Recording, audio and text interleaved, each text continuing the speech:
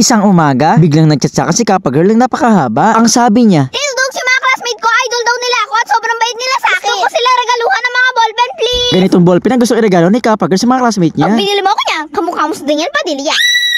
Dahil mabait akong tito at on naman si Kappa Girl, yes, order tayo. At after 3 days lang, may nagdoorbell na sa bahay ko. Bukas ko na pintuan, nagulat ako. Dumating na pala itong parcel ko. At nung paghawak ko nga, grabe ang bigat. Halatang sobrang daming laman. Sobrang excited na nga ako. Kaya naman tara, unboxing na natin. Wow! Eto na yung 30 pieces na ballpen na binili ko para sa mga classmate ni Kappa Girl. 30 kasi sila magkakaklase, kaya 30 rin talaga ang binili ko. At black talaga ang binili ko dahil itong maganda. Tapos yung ganito niya, sobrang lambot pang hawakan. Ayan o, naiikot pa. At dipindot pa siya, ayan o.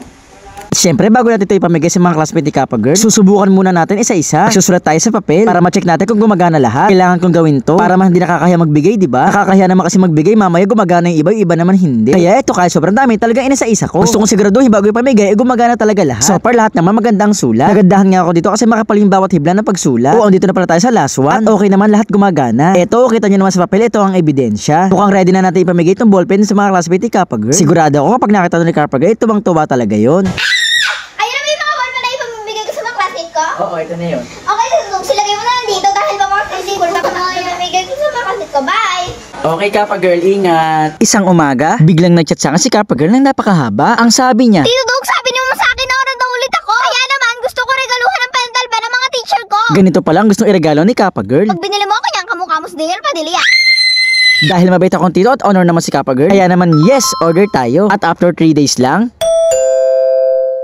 may nagdoorbell na nga sa bahay ko. Pagbukas ko na pintuan, nagulat ako. Dumating na pala itong parcel ko. Sabi nga nung kinakapakapa ko, ang bigat. Sobrang daming laman. Eto nga, sobrang excited na akong buksan to eh. Kaya naman tara, unboxing na natin.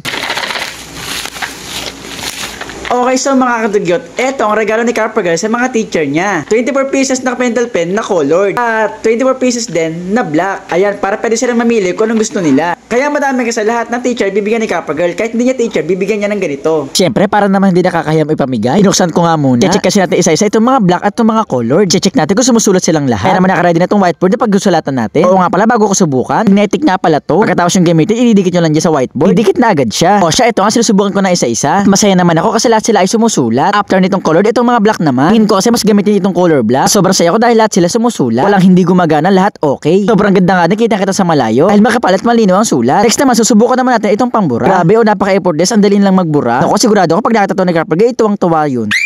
Ayan naman yung card bag ko na ipamimigay ko sa mga teacher. Oh, ito yun. Okay, Tito Dogs, kukunin ko na to. Papasok sa school, papakita ko sa mga classmate ko. Bye! Okay, Kappa Girl, ingat.